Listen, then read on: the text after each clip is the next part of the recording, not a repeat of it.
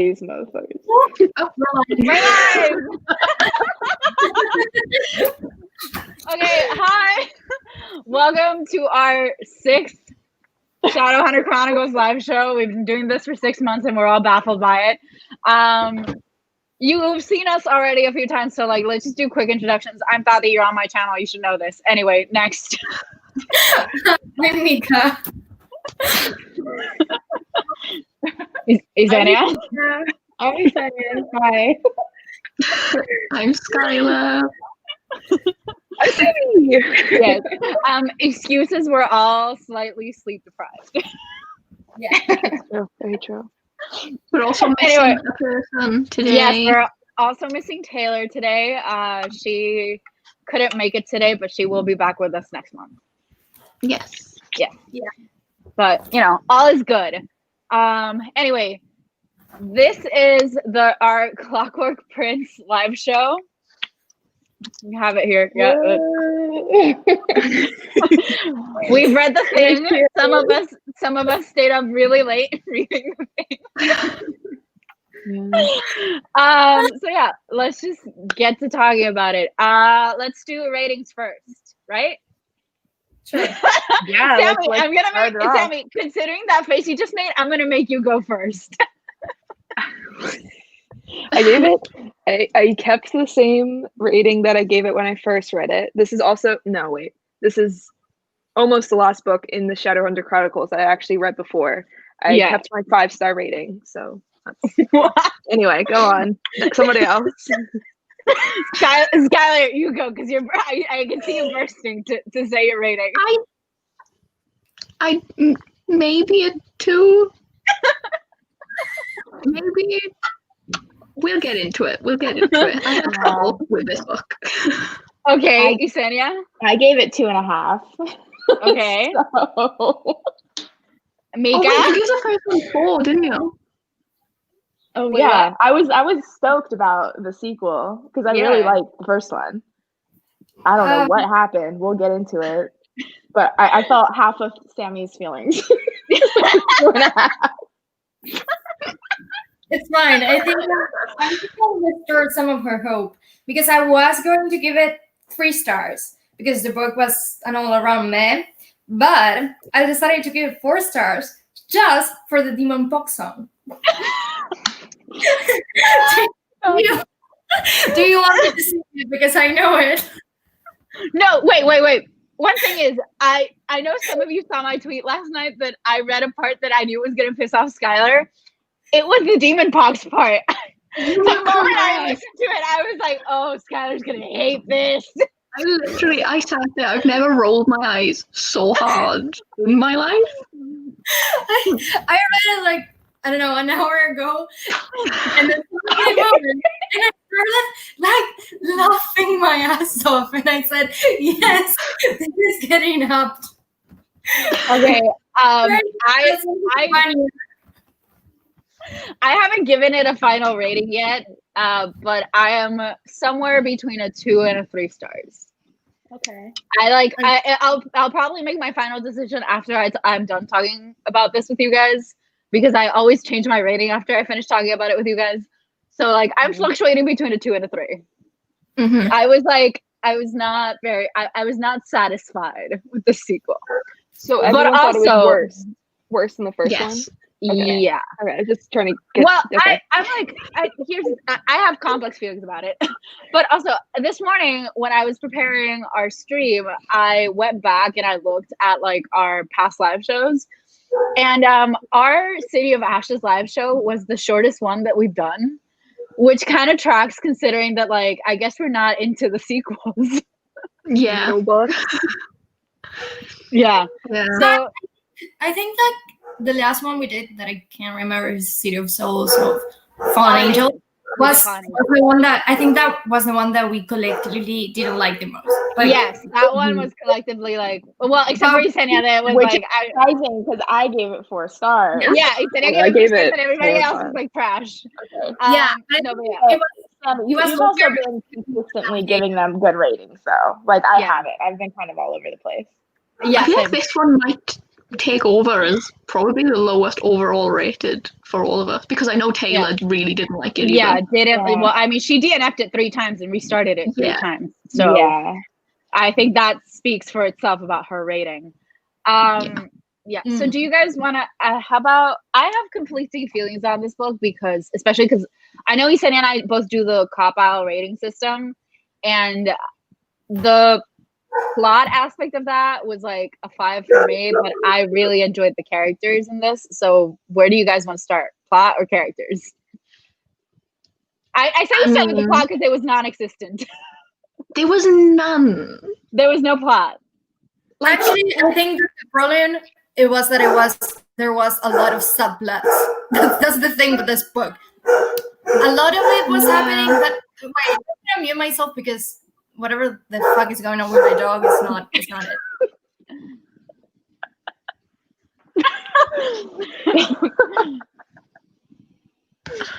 Oh no. I do that. We are not doing well already. I'm so sorry. We are I'm so sorry. Hey, I got you. I got you. You got Sammy in your corner. Sammy's here to Literally in the corner, just like protect. I just feel like this. It was just a jumble, but it was a jumble of nothing. Yeah. Like I don't even want to be mean because I mean I'm very disappointed because I loved the first the Infernal Devices book. Like so. Yeah, like I have a theory.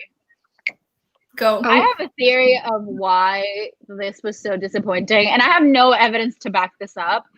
But just like we talked about last month, that we all thought that Lost Souls suffered because, first of all, it wasn't intended to be a thing. The City of Glass was supposed to be the conclusion of that trilogy, and that Cassie Clare really had Clockwork Angel in her mind when she was writing City of Lost Souls. I think that the distraction of having to finish the other trilogy as well at the same time really makes this book suffer.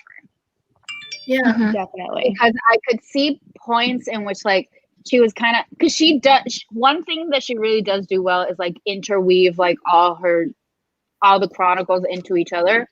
But I could see that there were moments that she was thinking more of like what was going to happen in the future than what was happening now. So I think like having to juggle 2 series at the same time really made this book suffer. I mean, and again, I have no proof for this.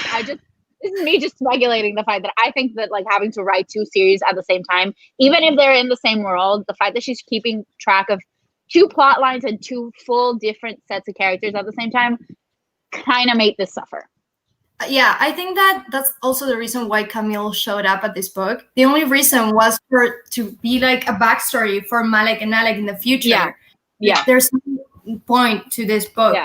Yeah, I think she needed to take a bit more care in like caring about the actual like story like contained itself rather than worrying about how they're all going to connect, because then it just is lacking a lot. And like for a 500-page book in a 3-book series, it was all filler. Yeah, you know? This book didn't need to like it. Definitely, the only strong point that I can see in this book is that it furthered along the character relationships, like between the cast of characters that we're dealing with right now. But plot-wise, it didn't really move anything forward. Yeah, well, like I was thinking. So when I was about 200 pages in, I was talking to Alex about it, and I was like, I can't tell what the main plot of this book is, like, and then it was like, I feel like the main plot point was supposed to be that they find, what's his name, Maltmain, but they still didn't, like, they didn't even do that in this book. He doesn't show up at any point in the book. They just talk about him. The thing is, you know, so like there was no journey or conclusion or anything. Yeah, it's like a lot of things happen, but at the same time, nothing happens. Yeah, it was a lot of detective work without coming to any real conclusion. Anything. Yeah. My point of this book series is that if more May would be taken out, it will be much better. Like she doesn't need a villain because she does them bad. She doesn't know how to write villains. So just do like the personal problems of the people her characters. Like, Will's cursed, Jem's illness, Yeah. Rolo not being able to take care of the institute, or yes or no, because it's just or whatever. Like, just focus on that and stop trying to have like a plot that connects the 3 books, because it's not working. Yeah. Okay, Yeah. Sammy, what do you think? I want to hear your thoughts. Me too. Yeah. Because you think differently. I don't want to put you on the spot. but, Yeah. like, No. I'm genuinely curious. I'm not like I've said this so many times. I feel like I'm not discrediting any of you guys saying the plot is like doesn't have a point or like any of the points you ever make. It's just like I don't know what it is. Like I read this. Oh god, it's so fucking lame. But like I read it and I feel so like it just makes me so like I just love the experience of reading it. And I don't know. I guess it's just like I never would have like before like this series. Like I was more of like a plot person. Like I like very much cared about like how things played out, and if it didn't make sense to me, then that threw away the whole thing, or the plot didn't like come through. But with this book, I guess I just like I don't know, I love connecting the characters, and even though like you said, Tati, I think it makes a lot of sense, and like thinking back on it, on how like she's trying to foreshadow so much stuff, not only just for like the previous City of Bones. Yeah, no, there was a Chain of Gold foreshadowing in Yeah. And then Yeah. the Lost Book of White too. I noticed Yeah, that the Lost too. Book of the White as well. So like, no, I agree. Like, Yeah, see, like I think all those distractions are just like a distraction. Yeah. So Yeah. and like I like that because I feel like it shows like I don't know, like I like the idea of like there's still so much like to know that she's trying to weave in, and I appreciate the effort. And I think that just like when I see like characters like overarching or ideas overarching, I just kind of get like attached to it. So like Yeah, I don't have anything else. I mean, it's not like I feel that concrete. because I agree, because like the thing is that I love the concept of the world, and especially because like I kind of like reading these books because I like the world, and the fact that like since it's all set in the same like under the same premise basically and almost by the same rules, that like I enjoy reading them for that part, but sometimes I do have to adjust my expectations of these books. And like the truth is that this was a fully character driven book, and if you're not fully invested in the characters, this is not necessarily going to be for you. I'm either or. I don't care whether it's plot driven or character driven. I'm cool with either one, but I would have liked just a slight, because there are so many things that they're like trying to achieve, I would have liked a little bit more plot. Like Mica said, like if Mortmain wasn't even a consideration in this, I would have been cool with this whole like character driven story. I'm fine with that. But because there's this thing that they're trying to achieve, I would have liked a little bit more plot. Yeah. I'm gonna do a very weird comparison, I guess. But Go ahead. I feel like this is the same problem that I had while I was watching Riverdale. Because so many shit was going on. Nothing makes sense. Nothing was connected. It was like, why there's a cult and a mafia and like no. Yeah. Like why? No, I fully understand that. But with that said, I do agree that these books are very easy to read because I put them on and it's like I enjoy them in the background. Like when I finish, I sometimes feel, not with this particular book, but with the Morning Instruments, sometimes happen that I finish it and I didn't even like the book, but I was kind of excited to start the other one because it was just so easy to do it and stuff. And my thing with this book is why I rated it also so high-ish was because did I care about what was happening? No. But did it bother me that I wasn't caring about what's happening? Either. No. So, and I also have to say that for me, this is completely a comedy book. I don't know about you, so much because things were so like didn't make sense at all. It was so funny. Cassandra Clare is so unintentionally funny. Yeah, when she tries to be funny, it's not. But when she doesn't try to be funny, that's when it really comes out. That scene when Sophie just said, I panicked, so I knocked her out and tied her to the bed. I laughed for like 5 minutes. That was insane. Or when Gideon said, like, I conducted a research, and through my observation, I concluded that my morals were shit. Like, what? Me too. Hilarious. Yeah. Ultimately, I just find her writing, now that we're 6 books in, to be really distracting, would be the word that I would use. On one hand, I appreciate all of the callbacks and how everything's linked together. But on the other hand, I shouldn't be distracted with that upon my first read. Like, we're all smart here, but I think that's asking way too much from the reader. To be like, look out for all of these Easter eggs. Like, no, Easter eggs should be things, unless it's glaringly obvious, should be things that you see on like a rewatch or a reread or whatever. So it's really, it distracts me from the actual plot and from the actual characters that I'm supposed to care about. If I'm more concerned about where Magnus Bane is in this book, when the whole conflict is supposed to be about Tessa, Will, and Jem, like, because I mean, Magnus is a character in this, but like, whenever I see Magnus Bane, I'm thinking Magnus. Malice. You know what I mean? So it's like, I shouldn't be worried about a character that's in a completely different series and a completely 200 years from now. Literally. Like, so I just find it really distracting and like not in a fun way. And I think that that's where she kind of lost me with this one, was because I just felt like this was, like Skylar said, a filler book, but it was filled with all of these references that didn't even make sense at the time of publication. Like, maybe it makes sense in her head. It almost feels like she's writing these books for her and not for, like, how am I supposed to know? You know what I mean? I mean, I love that for her. I agree. I think that wait, what? Sorry. Oh, I said I love that for her, that if she's just writing books for funsies for herself, if we're just all here having 6 months of talking about them. Like, you know what I mean? Like, it's like, how am I supposed to?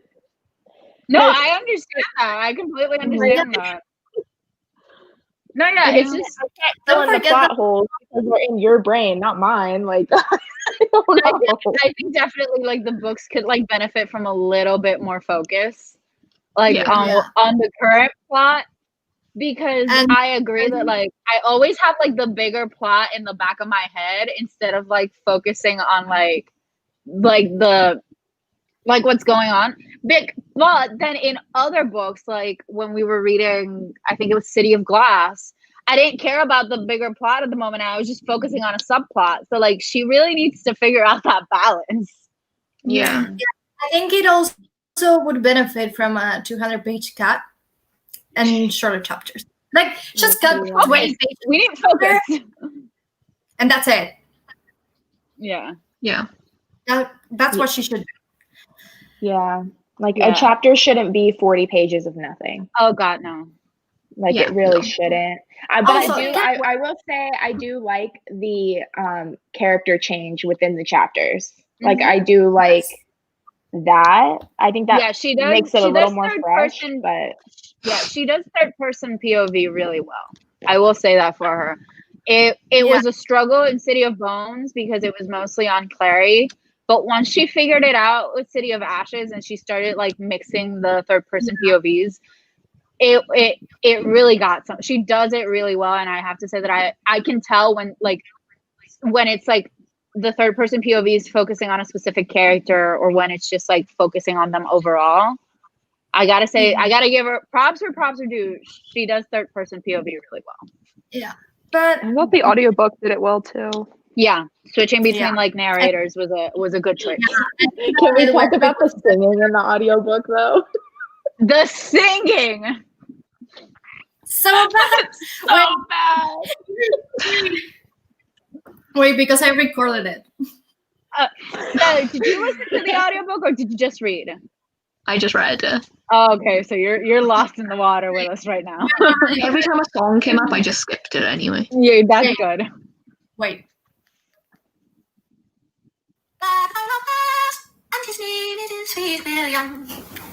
I made murder. That's not a horrifying thing. It almost sounds like an old school, and I say this because I just binged all those Disney movies for that video that I did, but it almost sounds like an old school Disney princess, like try hard to be Snow White. Snow White. Do you know what I mean? Yeah, terrifying. Yeah. It's terrifying. No, the singing in there's too much of it. And it is absolutely terrifying. Yeah. What's her name? Bridget. Bridget. I want to say that I understand Bridget. Like, I relate to her. She's just singing sad songs while she works. That's the only thing that she does in this book. Sings like super sad songs, and that's it. I like Bridget.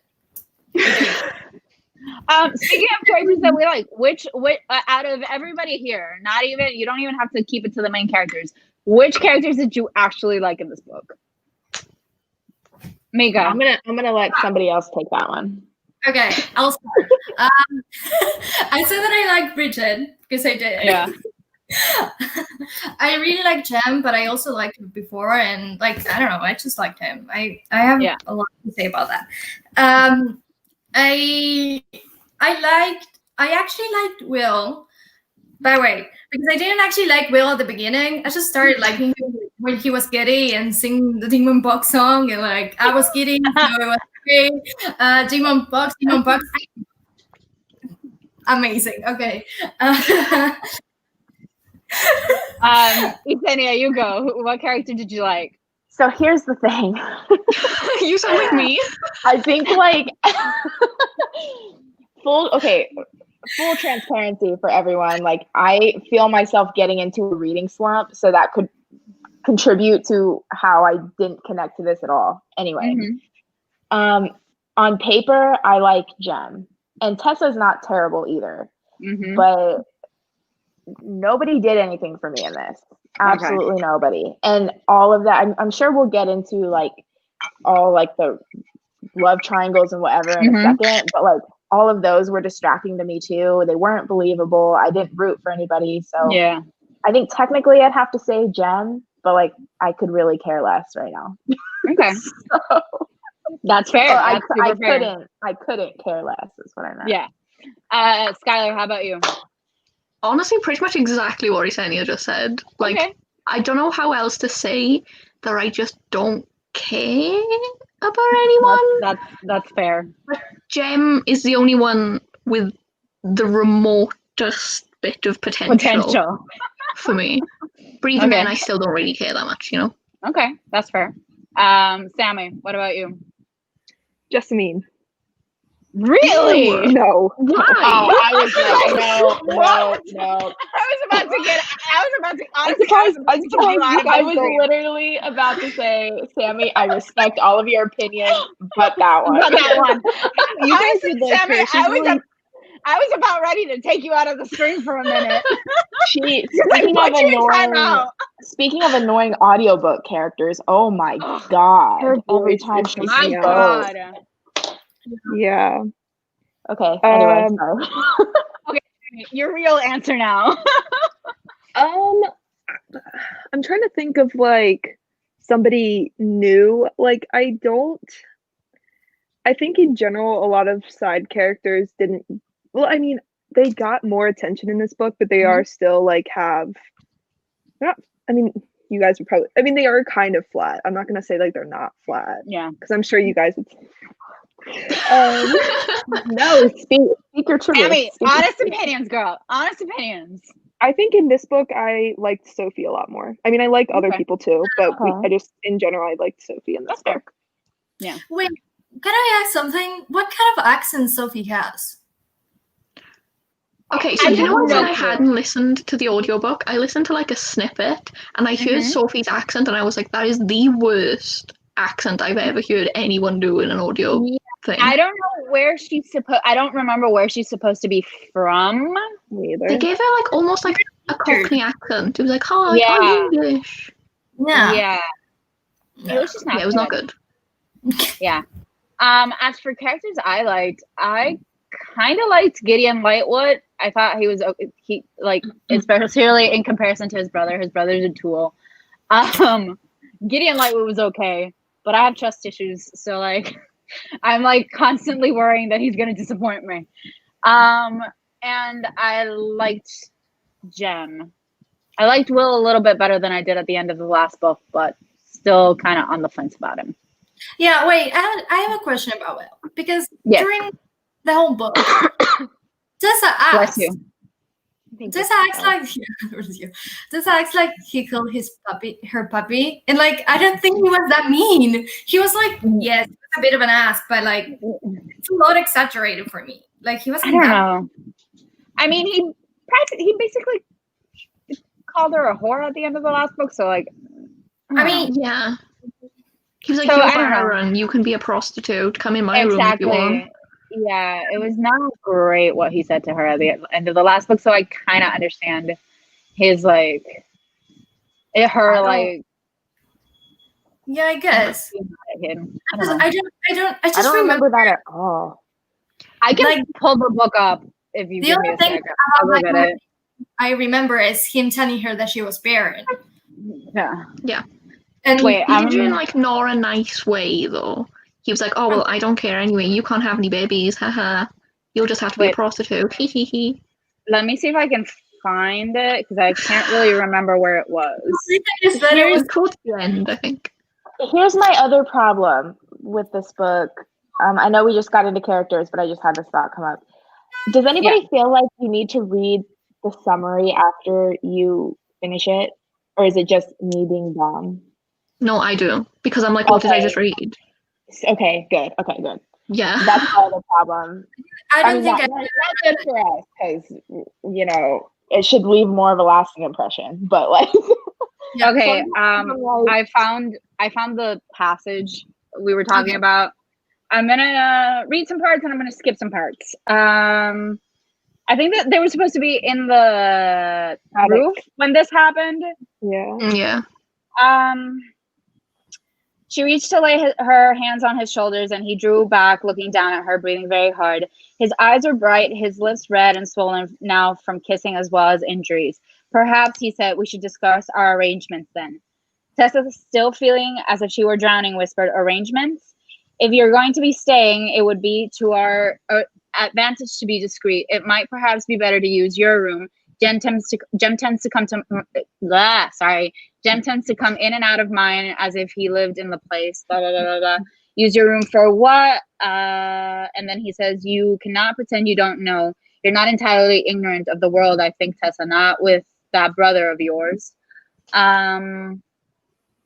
Wait, I'm skimming. Okay, I vaguely remember the scene, but I don't remember him calling her a whore. Okay, so you care for me, Will said. His voice was cool and sure. And you know that I admire you the way that all women know when a man admires them. Now you have come to tell me you will be here, available to me, for as long as I might wish it. I am offering you what I thought you wanted. You cannot mean that. And you cannot have imagined I meant anything more. There is no future for a shadow hunter who dallies with warlocks. One might befriend them, employ them, but not marry them, Tessa said. There was a clear picture in her head of the sea. That doesn't really matter. How forward Will smirked. She wanted to slap the expression off his face. What did you really expect, Tessa? I did not expect you to insult me. Tessa's voice threatened to shake. Somehow she kept it firm. It cannot be unwanted consequences of a dalliance with that concern you, since warlocks are unable to have children. What? Tessa stepped back as if she had been pushed. You didn't, Will says, you didn't know that? I thought someone would have told you. No, Tessa said softly, no one told you. His gaze was steady. If you're not interested in my offer, wait.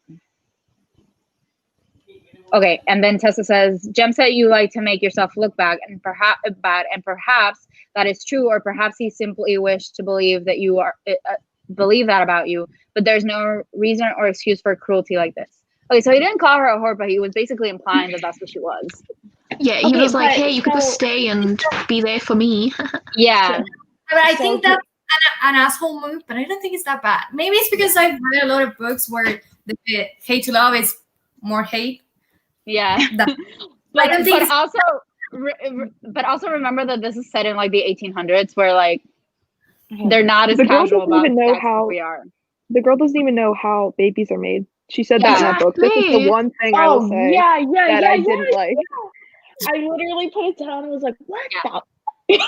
Yeah, remember that this is the 1800s, where like being sex positive is not a thing that exists. But I think To there's a little legitimately- tongue in cheek, too. To legitimately not know, Yeah. though, is concerning. It is. Well, Yeah. she didn't know what came over her when she was making out with Jem. She was like, Yeah, I no, do not literally. know What is happening. what's going But on. also in the 1800s, like women would get like a talk before, like the day of their weddings by their mothers of like, you need to do this, it's gonna hurt, and once you do it once, you don't really need to ever do it again. So like sex positivity was not a thing, and sex education was not a thing. Yeah, But here's a thing. spoiler, though. no, then the whoring climate wasn't like she wouldn't have connected that. So Yeah. like, still, more to my point, it's not that bad. Like, Yeah.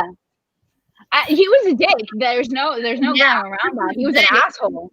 but sometimes they act like, I know the whole thing with Will, and I want to say that this was the most annoying quote in the book when he was talking to Magnus, and he was like, "It's so exhausting to make everyone hate me. Like I'm tired of not being able to be Loved. nice, to love me." I wanted to hit him at that point, Yeah. but I think that he's kind of an ass. But it is so obvious that everyone in the institute loved him, with the exception maybe Jasmine. Like it's so obvious that the fact that he still believes in the curse is just so stupid. Because I understand believing it when he was like a 12-year-old and his sister has just died. But then none of the sort of relatives died. Like, how did you not connect that one? Yeah. Jem isn't dead. Like, Yeah. the thing about Jem I mean, and Jem's dying, but he's not dead. does not make sense. And then Charlotte obviously loves him, and everyone, like, it's so obvious. And he's trying to, like, in his head, he's so mean and so bad and so, like, trying to make everyone hate him. And, like, I cannot see that truly. Like what? What You is know going what the most ridiculous thing is? That he thought that he could go from like being an asshole every day to everyone and then being great the next day, and nobody would say anything about it, and everybody would just trust him. Because like when Tess is like, when she's basically like, what is this 180 that's happening in front of me right now? He's like, yeah, no, this is just me. And it's like, asshole, you went from being an ass 2 hours ago to like being great now. You can't just like, when Charlotte asked him, like, who are you, Will? Are you feeling okay? And like, yeah, yes, I'm of great. course. Like, bro, Yeah. I don't know. Can I ask you a question, Sammy? Sure. No. How No. do you genuinely feel about the love triangle? Genuinely. Genuinely? Yeah. I feel like I'm putting you on the spot, but I'm trying to get in the No, like, of someone who actually likes this book. it just sounds so sad when I say it, because everyone's gonna be like, what the fuck? You're like, Just it gives do me it. life. Say it. Just do It gives it. me Rip out life. that band-aid. Okay, I mean, growing up, we read love triangles used to be like the thing. I don't know the last time I read a genuine love triangle in a book. I don't. We can think about it, but I mean, I grew up on Twilight. I read Twilight, and that love triangle to me made zero fucking sense. I feel like there was always one choice at least that made sense, and then that the other choice, like, straight up didn't have any sort of development whatsoever. So I feel like this is one of the best I've read, just because I feel like, and I mean, just personally, like, I feel like I can see why each decision makes sense. And then I also feel like it's genuine reactions to like how they're all interconnected versus like, in like Twilight's case, like Edward and Jacob have no connection to each other. So there's no really stakes in either of those relationships other than being connected to Bella. Like Bella won't be with Jacob if she's with Edward, but in this situation, if if Tessa is with Jem, then Jem also has an issue with Will because they're best friends. And there's like a more interconnectedness between it. So it makes it feel better in my opinion. I don't know if that's always like I feel like usually it's like, oh, there's like one really pure guy and there's one like bad boy, which is the case in here, but usually those two boys aren't connected. Yeah. So I don't know. In terms of how keep going. I'm sorry. Oh, I was just saying like I feel genuine things to both relationships and then also to the relationship between Will and Jem. So. Yeah, I agree with that because this is an actual triangle. Like all sides of the triangle are actually connected. Like because with Bella, Edward, and Jacob, that's most love triangles are actually like a pyramid because they not a pyramid. Otherwise. It's just like an arrow because they never connect at the bottom. It's just like the girl or the guy on top, and then the two like people competing for their affection. And there's usually never like a full connection at the bottom. I don't know if you understand what I'm saying. Yeah. So this is an actual like fully complete triangle to the point that like whatever coupling that you go for, like Will and Jem as friends, whatever you want to call them, do with that, or like Tessa and Jem or Tessa and Will, like whichever pairing you go for, it's gonna cause some sort of friction because this is a genuine triangle rather than it just like being like not having like a connection at the bottom. Like somebody making a choice in the triangle. Yeah. Like going back to the Twilight situation, like if Bella chooses Edward, it would only really be upsetting Jacob. And I guess Bella if she feels sad about losing him, but when Tessa chooses Jem, it affects Tessa and Will and Jem because they're all interconnected. And I don't know, I feel like that makes it more like makes me feel more things because I still feel genuinely about both relationships, but then also like I know that when one of them gets together, it's not I can't just be like, oh, great, because I also feel for the other character. Yeah. So, what say you, Skylar? It's a good improvement from TMI's love triangle. Oh my god, yeah. Was that even really a love triangle? No. It tried to be. It was bad, but it tried to be. It was a line and then Simon just floating in the side. Yeah, and Simon and whatchamacallit hated each other. So what's the real stakes? Yeah, there's none. You have to care about clarity. The TID one is actually like, no matter who makes a choice in that, everybody's going to suffer the consequences. Yeah. What do you think, Skylar? I don't know. I'm not a fan of a love triangle anyway. Also, I don't know. Like, I don't know exactly how this series ends, right? So I don't know the actual, like, which relationship will definitely end up being, like, the one.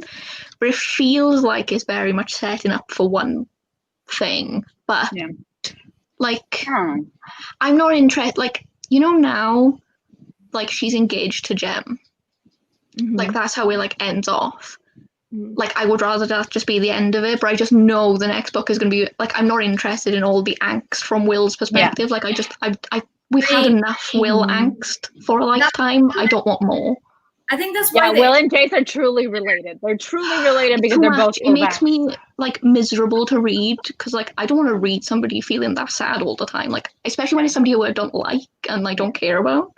Yeah, so, like, but that's why the engagement is there, because his angst with the curse was done. So what are we going to do with him now? Oh, well. More angst. To Jem. That's it. I have a hot take. Go ahead. I have a hot take. I don't think Will loves her. I don't. No. I think that he's in lust with her. Yeah. I don't buy that love at all. I will be really annoyed if that ends up being the relationship that it ends on. And I feel like it will be, and I will be really annoyed. Yeah. Like, I'm really happy that this love triangle is doing it for some of you guys, but, like, it's doing nothing for me because I just don't buy it. Here's the thing. I'm not big on love triangles. I'm more of, like, if you're going to have a triangle, just make it poly. I mean, I don't like love triangles. They're so stupid. Like, I don't like the angst about them. It's just like, if all these three people like each other, just like let them all be together. I don't really give a shit. With what Sam said, like it is better that like there is more of like a stake and more of a choice to be made. Like I do agree with that. Like in terms, like I said, I don't like love triangles at the best of times. Yeah. But like if it was characters I actually liked and writing I liked, it would, you know, it might do something for me. But no, love triangles are the worst. Honestly, like I'm really glad that they're falling out of popularity in books because they just suck. Yeah, they're like, no matter how you spin a love triangle, most of the time they're underdeveloped, and it's what we were talking about, that there's no true connection between all three parties. So like, it really doesn't go anywhere. Yeah. But that said, when I first read the book, when I do know how it ends, obviously. I know some things of how it ends. I don't know exactly things, but I know some things. I just want to say that no, I'm not going to say anything about the future. I'm just going to say when I first read it, I don't think any of you is going to be surprised, but I was a Will girl. I mean, I like Jake, please. You're Herringale boys all the way. I think that right now we don't know a lot about him. To say, like you said, I don't think he loves her, but we don't really know anything about how he actually feels, because it was all an act, even though it was bad, but it was technically all an act. So we don't really know how he actually feels or acts with people, blah, blah, blah, blah, blah. Whatever. But I do agree that Bully will make it all so much better. Actually, my favorite relationship in this whole triangle is between Will and Jem, and even if it's just a friendship, I think their relationship is the best one in the book because their love is so pure and everything. And okay, you have to admit it's kind of a dick move for Will to be like, "Oh my god, yeah, I'm cursed," but like Jem's dying anyway, so.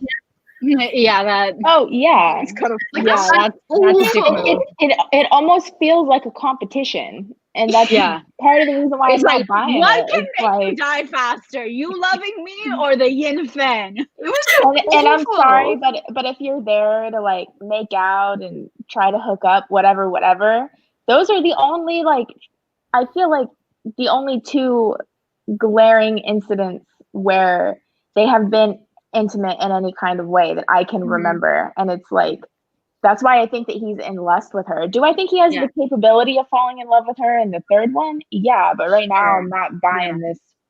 Honestly, but Tessa and Jem have better character relationship development than Tessa and Will do. Let me finish what you were going to say. Them, please. Okay? Give me 5 seconds. Because I had a lot to say. You interrupted me.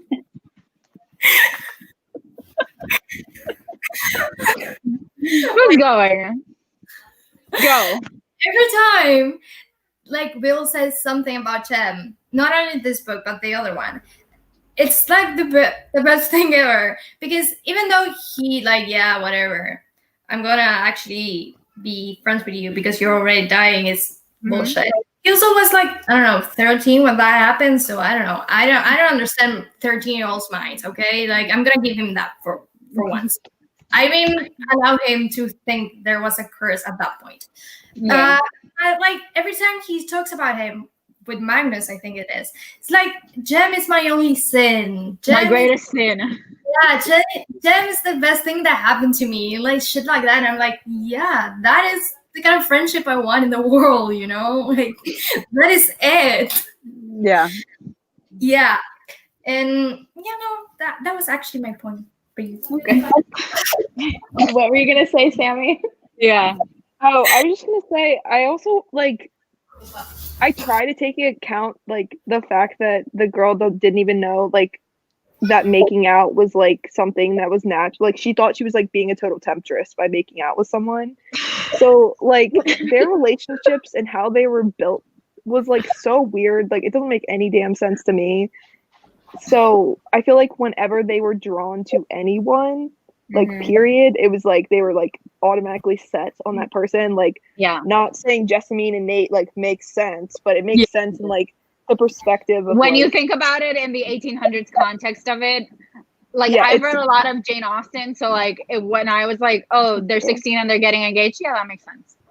I feel like you just like pick the person, like they just like get attached, like, and you're right that it could just be like this lust thing and they just don't understand it, but like it's just like they become hyper focused. I don't know. That's the thing that Jem and Tessa also make a lot of sense, or like I can see when they fall in love either. Like they took a couple times, that's it. And I want to say, read 2 chapters, there was a makeout scene, and it was pissing me off at some point because every time I start a new chapter, it's like conflict, makeout scene, angst about that makeup, conflict, makeout scene. And I'm like, bro. Yeah. I agree. I think that Jessamine and Nate make a lot more sense than Tessa and Will. I mean, they're both I'm just wrong. I cannot shake off this opinion. I'm listening and I'm hearing you, but no, it doesn't make sense because Nate and Jessamine's whole thing is he coerced her into that kind of relationship. He preyed on all of her insecurities and all of her angst against the Shadowhunter world in general. So that makes sense to me. Tessa and Will do not make sense to me. It just doesn't. I don't know. Okay, I know. I wish it did, but it just. I know we don't like Cassie Clare like making excuses for like why her characters do things, but and I know it's like it, but I don't care. So, did anyone catch the comments about Will's dad? Which one? I'll try to find it. We can continue talking, but it was just talking about how like when I guess they were giving backstory when he ran into Cecily at the manor. He just like started going into his family's past, and how like somebody was like talking shit about his dad, like, oh yeah, he saw his wife for the first time and then he never like did anything else. He was such like a sap, like he was just like a bitch for the rest of the time. So that's like the vibes I was getting. I know like in general, I think Cassandra Clare likes to make very distinct connections between father, son, descendants, even into the mortal instruments. Like I get it, but I do like it too though. But going back to Nate and Jessamine, I maintain my position that Jessamine is a total Lydia Bennett. She was just like, that is the guy. He has money and standing, and he's what I want. So that's what I'm gonna like sacrifice whatever I gotta sacrifice in order to get that guy. So it loves me. My queen. He loves me. Yeah. No, he doesn't. Get it through your head. To an extent, them being together makes sense in my head because they're both like completely self-involved, and she's like using him to get away from the Shadowhunters, and he's using her to like get information on the Shadowhunters. So like in that sense, it like their relationship completely makes sense to me. Yeah. Okay, can we talk about one thing that I thought was really funny and I also really hated, and that was the fact that we got yet another Cassandra Clare book with a suspicious sibling interaction. Oh my god, the sibling interactions, I cannot. We just can't get past them. Like, she cannot write a book without having some kind of inkling of something a bit dodgy between a brother and a sister. Like, please, honestly, let me move on. Wait, but I didn't. I feel like she's making fun of herself at this point. Like, I feel like, or she has problems. I think she has a problem. It's a recurring theme. Yeah, it's a thing that happens in every single one of her books. Maybe not her fan fiction. Maybe she doesn't even realize that she's doing it though. That's what I mean. She could genuinely She has to know it at this point. Yeah. Do any of you know anything about the Dark Artifices? Like in general, the plot point? No? No. And I don't want to know anything about it. This is the one series I'm going into fresh. Then I'm not going to say anything. Because please don't. I'm just saying if I come across another one. No, honestly, please don't say anything about that series because that is the one series out of all three of them that I'm going in, and like Chain of Gold, I'm going into fresh. I don't know a thing about it, and I'm trying to not find a thing about it. I mean, I haven't read it, but I know things, but I won't say anything. Okay, if you Midnight?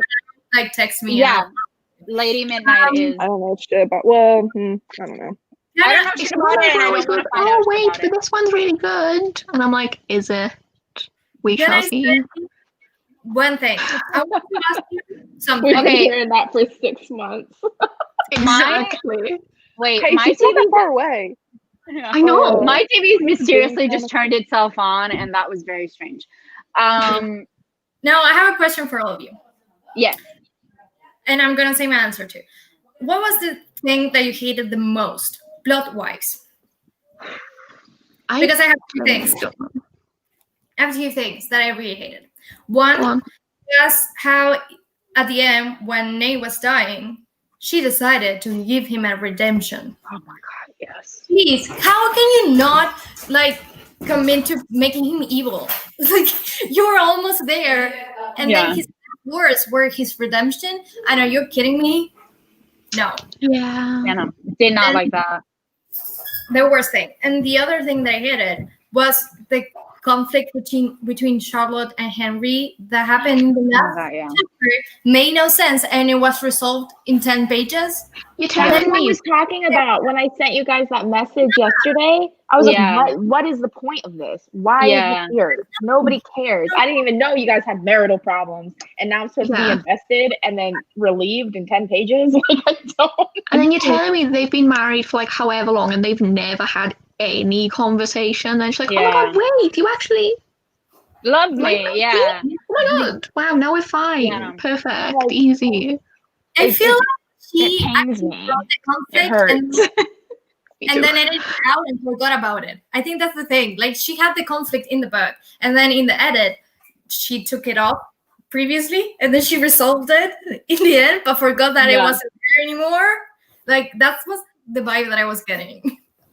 Yeah. The part I hated the most was I didn't like that Nate got a redemption like out of nowhere.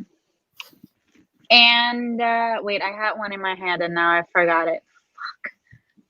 Fuck. Somebody go, because I'm trying to remember what it was that I was gonna say. I genuinely don't know. I don't remember much of what happened. Okay, I have another one. The automaton's boy really pissed me off. Oh yeah. That wasn't even a plot point. It's like just a thing. Sammy, you were gonna say something. Oh, I was gonna say Mica had like two of the ones that I'd say like had they were definitely problems. But also, I can't get over how annoying it is that Gabriel took the like embarrassing his like 8-year-old sister like to that extreme to like have such a, like, I'm sorry, like that was not like he was just reading letters. Like, I understand like it's your sister, but it was a little dramatic. A little dramatic. Okay, you know what? I remember which one was the part that I hated the most. It was Nate and Tessa's interactions at the ball when Tessa was pretending to be Jessamine. I hated that. I truly hated that. Please. And also that whole conflict with the lemonade being laced with like the aphrodisiac. Hated that. Like, I'm not here for date raping your date. So are we gonna talk about Magnus? I mean, we should. I'm always down to talk about Magnus, but let's finish off with the scenes that everybody did not like. Okay, I was there's talking just about one. when he kissed Will while he was unconscious. Oh yeah, that was not cute either. Oh yeah, no. That was also part, not the kiss, that was bad. But when Will was, did you kiss me? And he said, Magnus was like, no. No, you imagined it. Like 2 seconds after it happened. It was like, it was like 2 seconds ago, bro. How did you just sew her up? Yeah, I know. That I hate that too. I sound like a broken record, but this is just bringing this back into my mind. Reason 643 why I don't buy the Tessa and Will thing. She literally, after they made out, she's like, I don't think I love him though, because I was just like under the influence of something. So I can't really love him. And I'm expected to believe that her heart is split into 2 pieces on who she loves. Yeah. Like, she doesn't even think she really loves him. Like, that came out of her mouth. That was her. In the first book, there was a lot of her pinning after him, and in the beginning too. That's another thing that Cassandra Clare cannot pull off, yearning. Like, she really tried at the beginning, and it was like, No, It's not cute. It's not cute. she didn't. She couldn't. And it's not a plot point, but what I really hate is every time I read the name Tessa, I just think of After, and like I can't get it out of my head. And then I've been watching Criminal Minds, and the fact that there's a character named Gideon in here, I just can't shake. It felt like a Criminal Minds episode, though. They were like trying to get into the mind of Mortmain to figure out who he was. They never succeeded in literally I was just trying to make anything. it interesting for myself. I don't know. Yeah. This was just not. It's just not it. Also, about the Will and Magnus kiss, you cannot tell me that was not a hint or like connected to the last TMI when Alec gets all jealous because he saw something about Will's name and he was It's so heavy-handed. That's what bothers me. Like, they're not subtle hints. It's so in your face. You gain nothing from it. It's like, I'm telling you, balancing the two series at the same time for her was not a thing that she could do. No. She was way too focused on being like, oh my god, guys, do you remember that they're connected? Like, don't forget. They're connected. No, I think she can't balance both theories at the same time. No. And the callbacks would have worked way better if she just published all the Mortal Instruments and then all of the Infernal Devices and then whatever is next. It would have worked the same. You don't need to. And the thing is that she keeps doing this thing in which she's like balancing series at the same time because like she's publishing the Malik trilogy at the same time that she's publishing the Last Hours trilogy, and I don't. Oh, what? Uh-oh.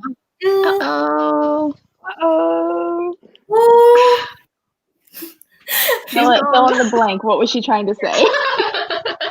The Last Hours, the Book of White. I think that's it. I think But I wonder one that's coming like after the Last Hour finishes because there's another one. Yeah, it's one that takes place. Yeah. In like 2020. I don't know. I wonder if that's just her trying to battle like author burnout or like writer burnout too. By like, okay, I've been writing this series for a hot minute. Let's trade for something else. I think but right. You just won't release. But also she makes a lot of money. She makes a lot of money because people actually like these books. They're bestsellers. Okay, she's gone. She's gone. Like buy these books and she makes bank. So maybe she I think if it was like an author burnout thing, I think it would be better for her to write something not in the Shadowhunter world. Like write something different because they all end up just getting very jumbled and a bit too much, and they're all a bit similar. Yeah, because like the connections as well, they seem to be like the same ones cropping up again. Like how many times have we made the Alec and Will connection? Like, they're always like, oh my god, but he likes blue eyes. Hint, hint, hint, hint, hint. I don't know. Did she write the series with Holly Black at the same time that she was writing TMI or before? I have no idea. I think she wrote that during the end part. You're talking about like the dragon one, right? Or whatever the hell it is. Or something like that. Yeah, I think that was written towards the end, like around Princess and Heavenly Fire, I want to say. Yeah, maybe even the beginning of Lady Midnight. Then if you start thinking about it, she's writing like 4 series at the same time. I don't know how she does it. It makes sense that none of them are good. Well. Huh? She doesn't do well. I agree. The issue. Like, look, I'm sure she's a lovely person. But like I disagree. She hates the Welsh. Yeah. Oh yeah, that's weird. I'm surprised you didn't say that as a plot point you hate it. Like, why is there so much hate on Wales? Is there like a history there? There must be. She further I didn't like books. I meant like with London, people in London or like back then hating Wales. Like I'm just like trying to figure out like was she just okay? I think she was just trying to be like, oh my god, guys, and she does this thing that really annoys me, where it's like, has anyone told Cassandra Clare that saying the Welsh language is ridiculous is not funny? It's not funny. Yeah. Sorry, Joe. I think she just chose something to like needle on, and she was just like, "Yeah, I'm just gonna stick to this and go with it." I wish she'd stop because it's doing my head in and it's annoying me. Yeah. Did she even the thing that she Surprised wrote? people don't point that out more. Correct. Hmm? The thing that she wrote in Welsh, was it even correct? I think so, but like it was only like one sentence, and it was like, oh my god, the language is so ridiculous. I mean, I'm like, in Mandarin. I thought it was weird too. I don't think she made a jibe out of that, but it was like, I don't know. I mean, I don't think she just keep using languages that she doesn't know, because she even fucked up one of the words in Spanish. Yeah. So like, that really sidetracked me when I was listening to it, because I wasn't paying attention, and suddenly there was Spanish. I was like, no. What? I know. I listen. Here's the thing: the sentence in Spanish was fine. It was just the word after the sentence that was just like, that's not how you use that word.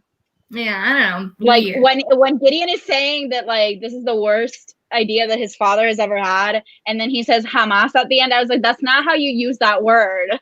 Yeah. Weird. Like, because it's supposed to be like, oh, this is the worst idea that he's had ever, and like that's not how you use that word. I think one of the words she used in Welsh was like slightly wrong. It didn't look right to me, but like, I don't know, I'm not an expert. But weird. She should just not do it. No. Yeah, no. Or she should have people that actually know the languages correct this. Just not, don't let your publisher assume that it's fine. Yeah. Yeah. And also don't insult people's languages. Thank you very much. Yeah, that's not cute. That's not but also cute. She was really going in with that, because she made that comment about the language, and then she said like, oh, Will Herondale, half mundane, half Welsh, worst of both. And I'm like, bro, just stop. Let me live my life and move on, you know? Like, why? Yeah, it's just not good. Yeah. Anyway, what's everybody reading right now? Got I'm about to start Mexican Gothic. Ooh, nice. Yeah. I bought that yesterday. Wait. Oh. Mica, what are you reading right now? Nothing. Nothing. I'm in a reading slump, so I want to get out of it. So I'm thinking maybe picking up my favorite childhood book, maybe some romance. I don't know, like something like that. I'll keep you posted. Isania, you said you were going to start Mexican Gothic? Yep. I'm excited. How about you? Nice. How about you, Skylar? Of course. Why did I even ask? How far my baby? I'm 118 pages in. I'm trying to not rush, but like, look at all my tabs. I don't know if you'll be able to see. Oh my god. Pretty. It doesn't look like much, but like they're kind of transparent. But like, no, it looks she's like tabbed. much. It looks like much.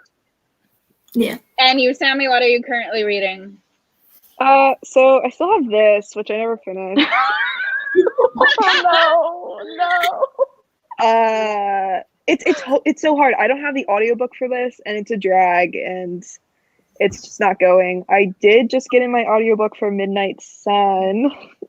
Are we gonna buddy read Midnight Sun? Are you doing the audiobook? Honestly, I have the physical copy.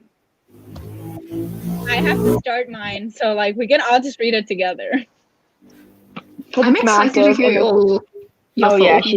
But Stephanie Meyer also, I feel like all her books are like Breaking Dawn was pretty big, but I got through that really quickly.